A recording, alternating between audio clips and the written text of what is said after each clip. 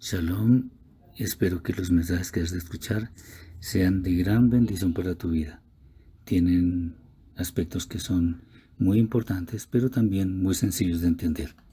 Entonces, adelante y espero que comprendas todo lo que hay para ti en este momento. Bueno, es interesante que esta parasha comienza así, se llama Vayakhel. Normalmente cuando el año es más corto, digo más corto, voy a explicar un poco. Es más corto, esta parasha se estudia con la siguiente, que es Pekudei, finalizando el libro de Shemot, pero en esta oportunidad no. Como he explicado anteriormente, el tema es que los meses lunares tienen 29 días y medio. Por eso es que a veces vemos meses de 29 días y meses de 30, porque no podemos tener un calendario donde haya un mediodía.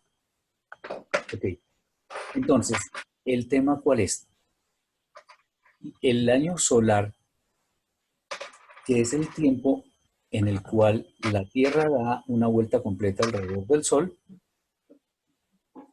es diferente a lo que serían 12 meses lunares. Ya hemos explicado que los meses lunares, si los multiplicamos por 12, nos darían básicamente 354 días. El año lunar, digamos así, el año solar tiene 365 días y un cuarto de día. Entonces, si nosotros sumamos años lunares uno detrás de otro, solo de 354 días, y hacemos el conteo de los meses común y corriente, entonces va a resultar que las fiestas se van a trasladar. Entonces, Pesaj, por ejemplo, este año se celebra en el mes de abril, digámoslo así. El próximo año se celebraría de pronto en marzo, el siguiente en febrero, etcétera. Hasta que llegamos a un momento en que Pesaj estaría celebrando por allá en septiembre o algo así. Y no tiene sentido porque la orden del Eterno es que la fiesta de Pesaj corresponda con el mes de la primavera, que llaman ahí el mes de Aviv. Mes de Aviv significa mes de la primavera. Por tanto, cada cierto tiempo hay un cálculo que se hizo, no me pregunten en este momento, porque eso lleva muchos siglos, pero son 19 años, un ciclo de 19 años, en los cuales 7 de esos hay que añadirles un mes, de manera que de esta forma las cosechas, las fiestas y todo aquello coinciden en el tiempo en que se deben celebrar. Ustedes se darán cuenta que en el calendario eh, solar los católicos hablan de la fiesta de la Pascua. Hablan de una cosa llamada Semana Santa y que curiosamente, yo digo curiosamente, pero no es tan curiosamente, que está casi siempre ligado no, ocurre en los días de Pesaj. Entonces, ¿por qué? Porque eso tiene que ver con el ciclo solar. Entonces, cuando le añadimos a 7 años un mes, tenemos años de 13 meses, como es el caso del que estamos viviendo. 13 meses lunares. Eso hace que en ese ciclo de 19 años, en resumen, el tiempo solar y el tiempo lunar coinciden. Entonces, eso es lo que vale la pena revisar. Ahora, tengamos en cuenta, una vez más, no importa que lo repitamos, ¿qué es un día? Un día, de acuerdo con la Torah, es una porción de, llamémoslo así, una porción oscura y una porción clara, como está escrito en la Torah, y fue la tarde y fue la mañana un día. O sea, el día empieza con el ocaso del sol y termina otra vez con el ocaso del sol. Entonces, eso es un día. Ahora, técnicamente, según la ciencia, ¿qué es? Que obviamente eso respalda lo que está escrito en la Torah. Es el tiempo que dura la Tierra rotando sobre su propio eje, o sea, 24 horas y tal vez unos segundos. Eso es un día. Ahora, ¿qué es un mes? El mes lunar es el tiempo que tarda la luna en rotar alrededor de la Tierra. pero coincidencialmente el mes y el día lunar son lo mismo. Por eso es que hay una parte de la luna que nunca se puede ver, porque siempre al rotar muestra el mismo lado. Pero un mes solar es diferente. Entonces hay meses, ustedes se darán cuenta, claro que eso sí fue de pronto un poco arbitrario. Los meses son de 31, de 28 o a veces 29 cada 4 años, de 30 días. ¿De acuerdo? Pero sumados nos dan los 365 días que conocemos, que técnicamente, según la ciencia, es el tiempo que dura la Tierra. Perdón, estoy hablando del mes. Los meses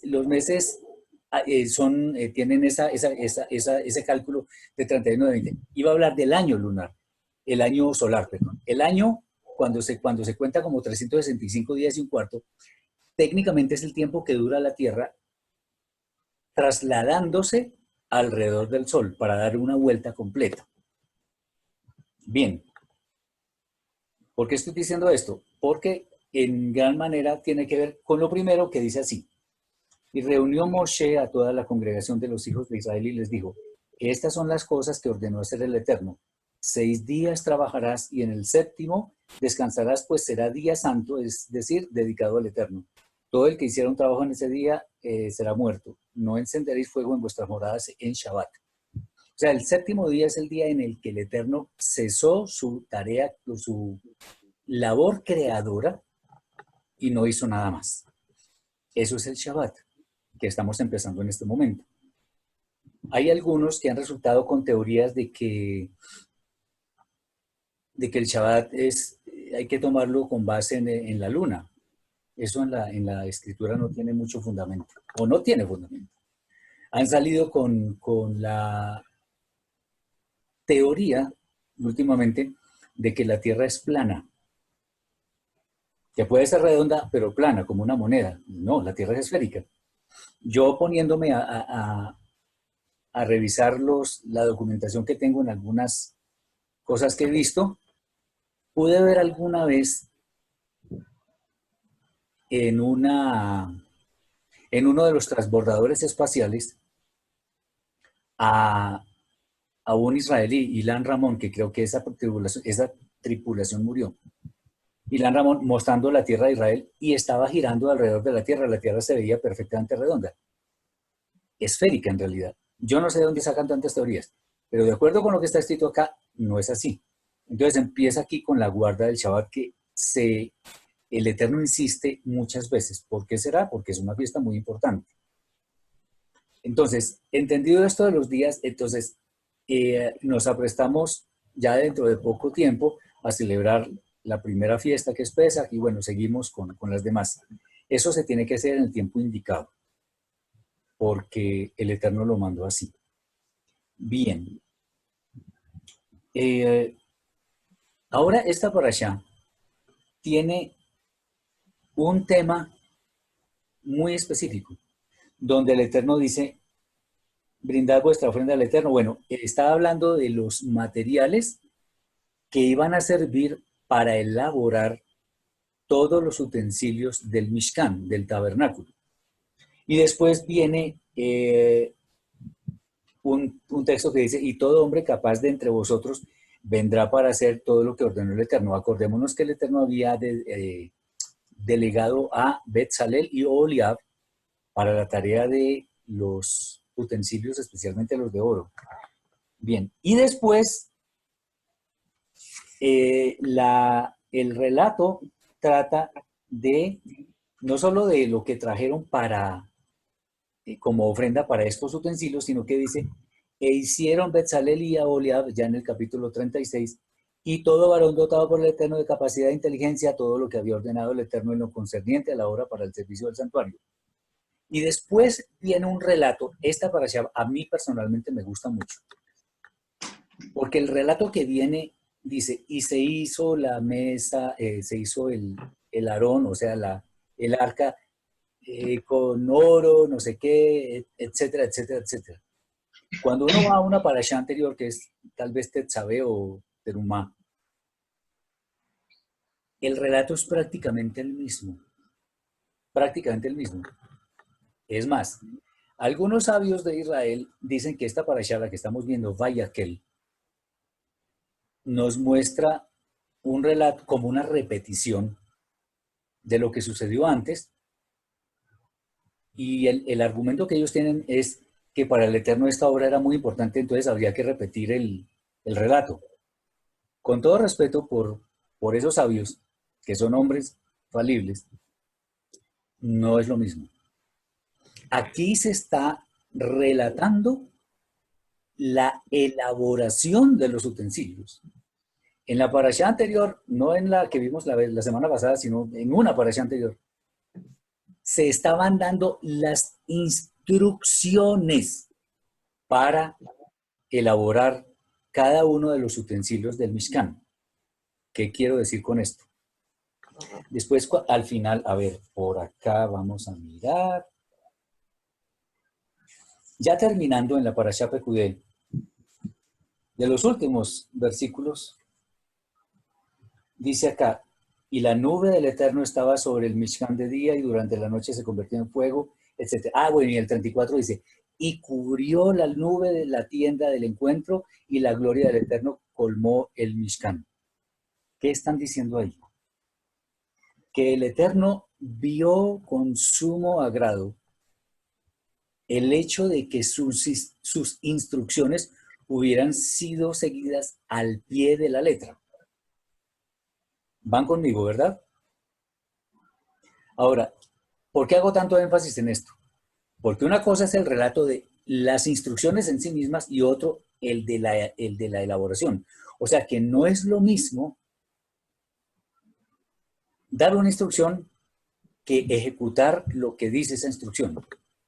Ahora bien, esos dos relatos pareciera que son el mismo, no lo son. Lo interesante de esto es que son tan parecidos que parecen iguales.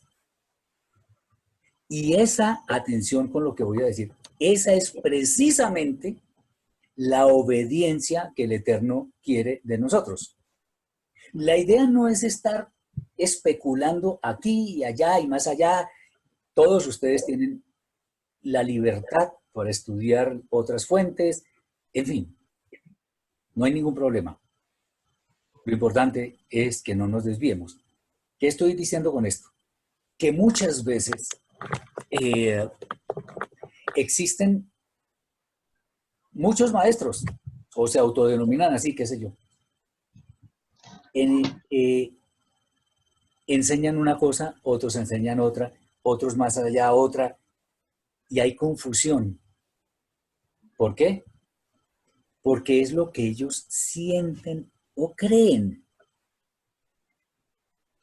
Y mis hermanos, aquí esto no se trata de que yo siento que debe ser así o me parece, no me parece nada, ni siento nada, ni nada. El Eterno dice esto y eso exactamente es lo que yo debo hacer. Punto. No caben cosas por la mitad del camino, no. Eso y nada más que eso. Tan cierto es eso que estoy diciendo, que aquí en la Biblia hebrea, en Devarim, Deuteronomio, capítulo 13, versículo 1, en las Biblias cristianas es 12:32. 13:1 dice así, pongan cuidado.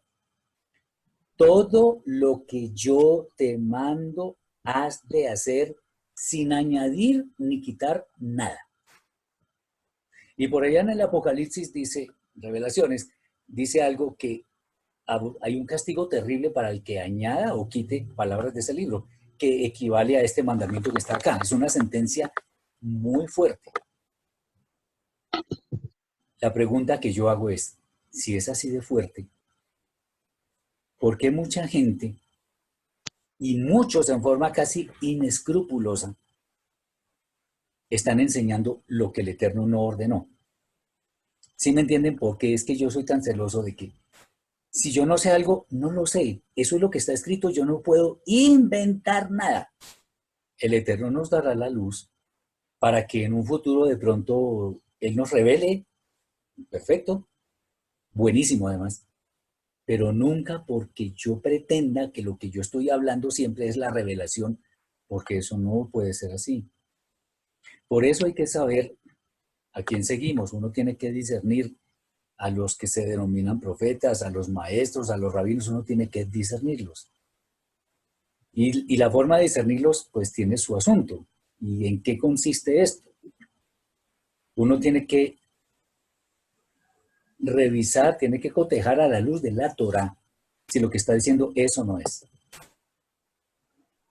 Tiene que ver, como el ejemplo de vida, tiene que ver un pocotón de cosas, pero sobre todo debe estar en la escritura. Si no está en la escritura, entonces empecemos a dudar.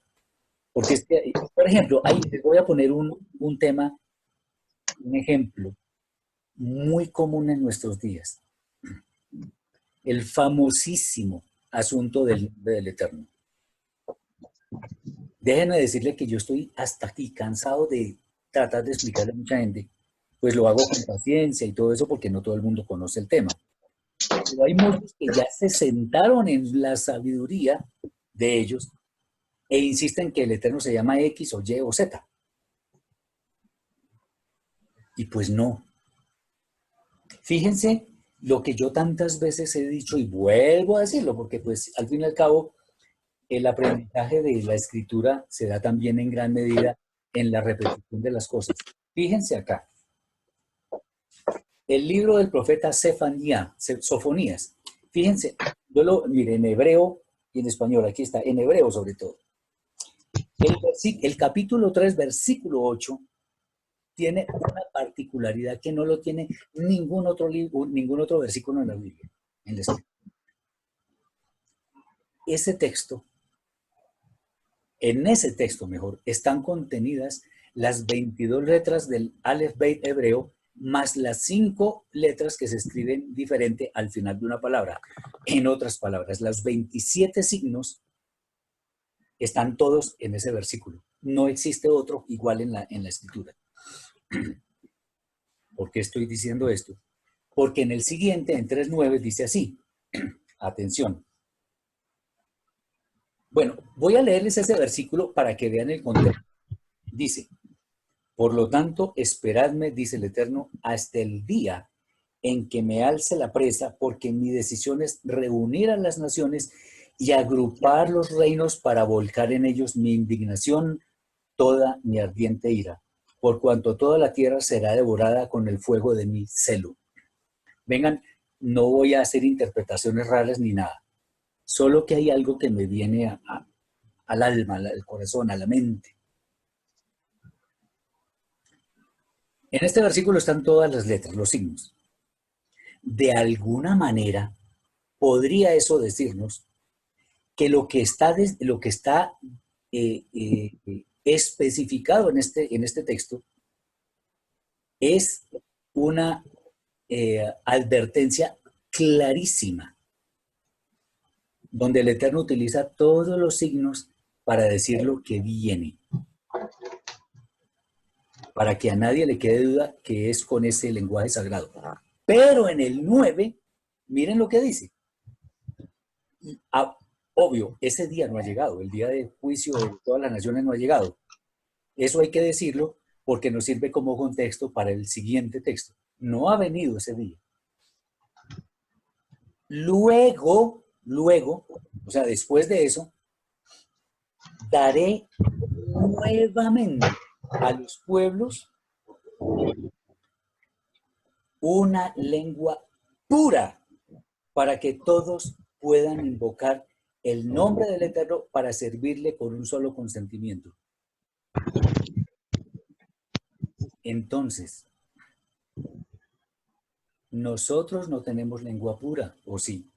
Yo por lo menos no la tengo. El solo hecho de que pensemos en vengarnos de alguien, y no necesariamente para matarlo, sino, uy, este me hizo tal cosa, yo se la voy a hacer el doble. No estoy diciendo que nosotros, este es el diario vivir de nosotros, pero puede ocurrir. ¿Sentimos ira o enojo de vez en cuando?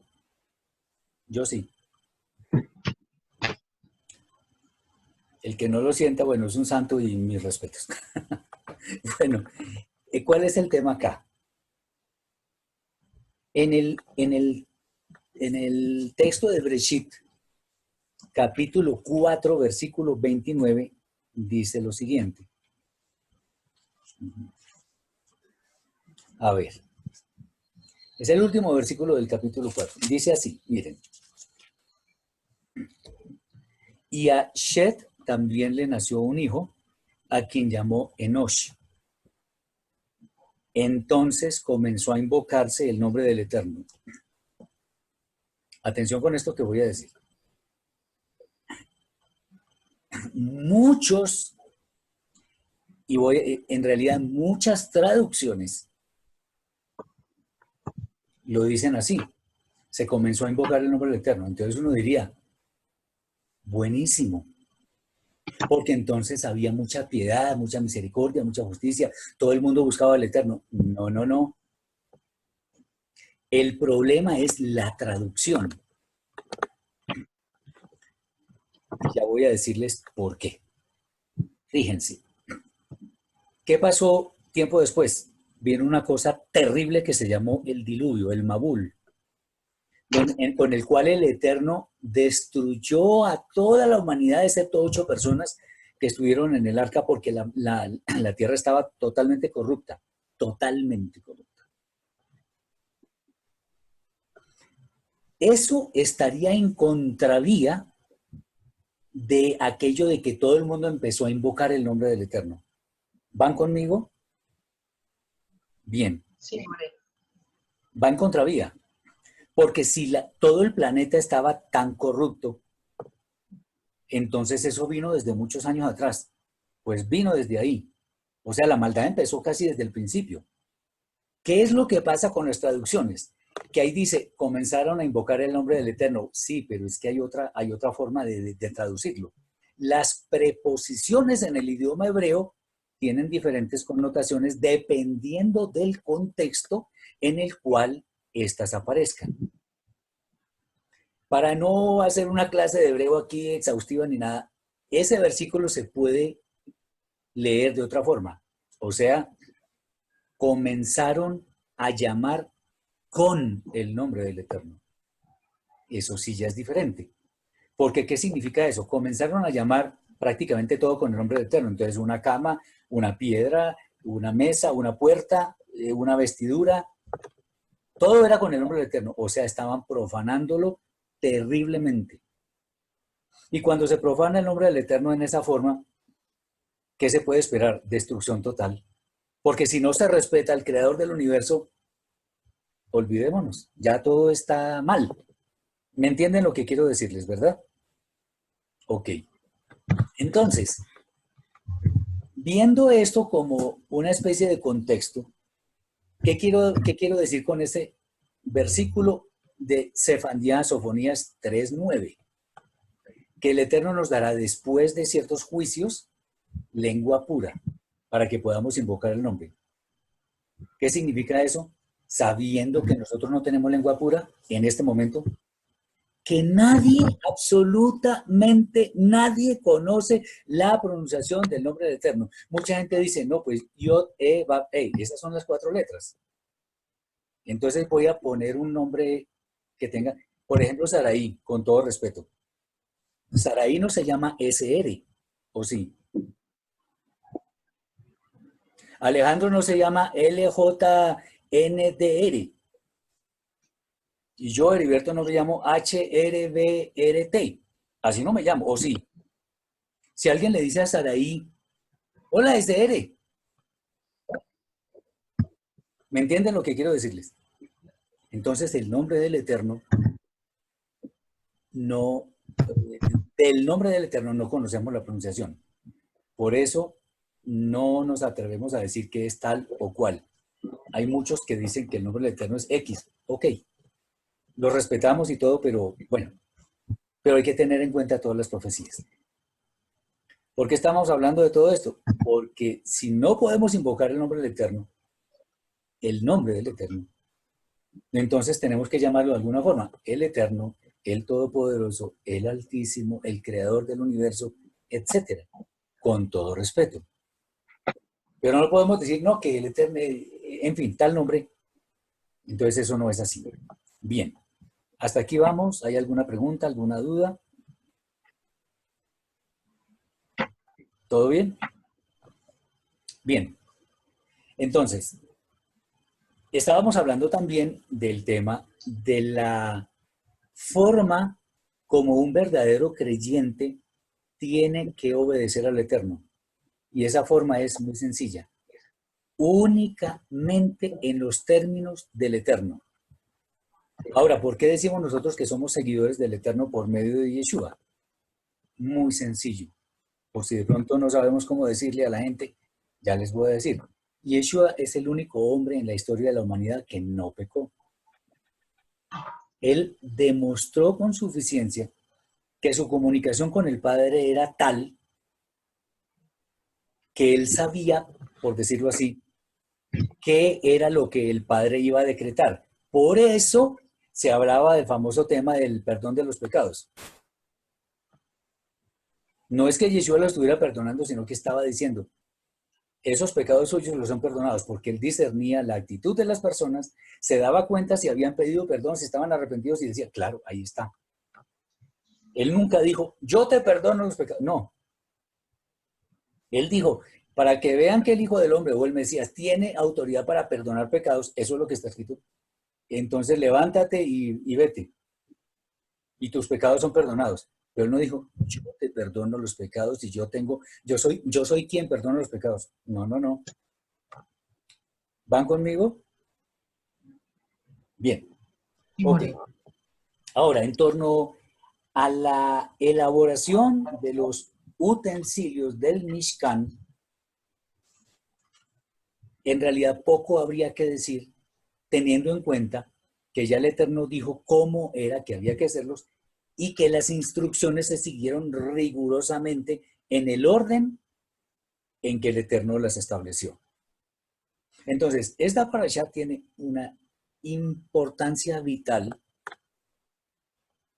para enseñarle a cualquier persona que tenga deseos de aprender cómo es la verdadera obediencia que exige el Eterno de nosotros para que tengamos aquello que tanto mencionamos que se llama santidad. La santidad, ¿qué es? Es la obediencia al Eterno, porque Él no nos va a llevar a hacer algo malo. Él no nos va a llevar a...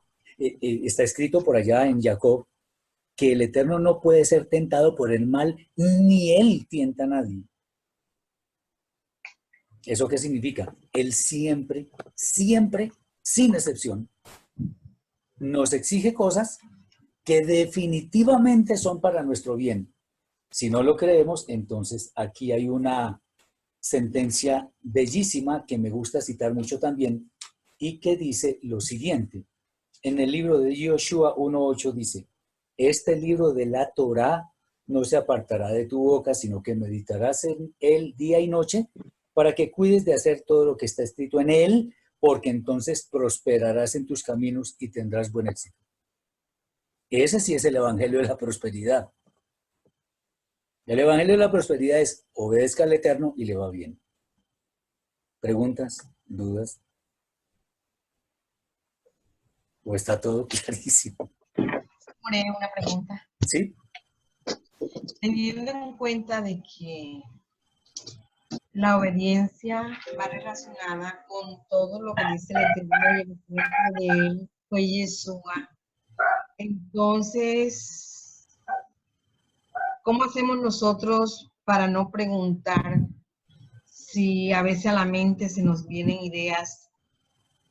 Lógico, porque somos personas que tenemos memoria y acumulamos pues lo que estamos aprendiendo y se nos ocurren preguntas. ¿Cómo hacemos para no preguntar?